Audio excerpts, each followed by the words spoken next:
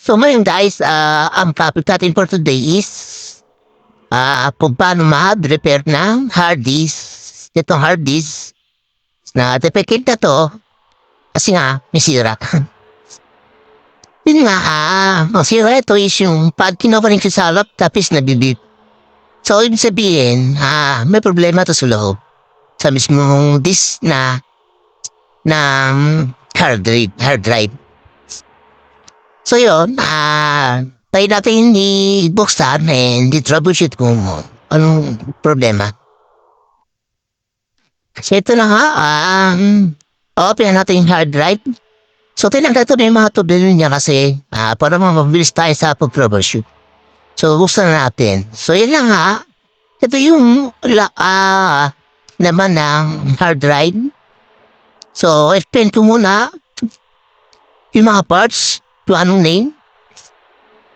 Ito ang CD na to. Tawag dito is magnetic platter. So, napaka-sensitive niyan guys. Dapat di mo siya pwedeng hawakan o malagyan ng fingerprint mo. Kasi hindi na siya dadaan. Hindi na siya makakabasa ng data o magiging loss ang data mo, makawala ang data mo. Namin. Ito naman is magnetic head. Pinag-read na ang data.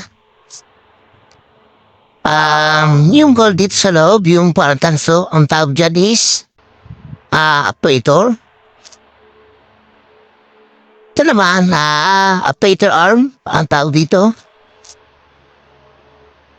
Yep, ito arm, magnetic arm, ay actuator arm. Ito naman yung magnetic head sa dulo. Ito naman yung tornilyo, this spindle. Yung iniikot natin para ma-troubleshoot natin. So, kailangan natin gawin, napapansin nyo, yung magnetic head natin at magnetic arm is nasa mismong disk.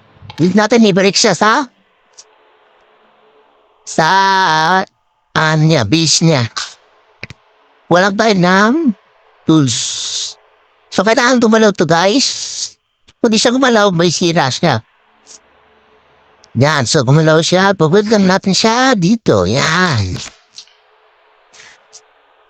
So yun na doon lang din, break na natin. So be careful lang sa balik. So yun na nga, testin natin mamaya. So hanggang dito lang muna tayo guys. Salamat sa mga nanonood.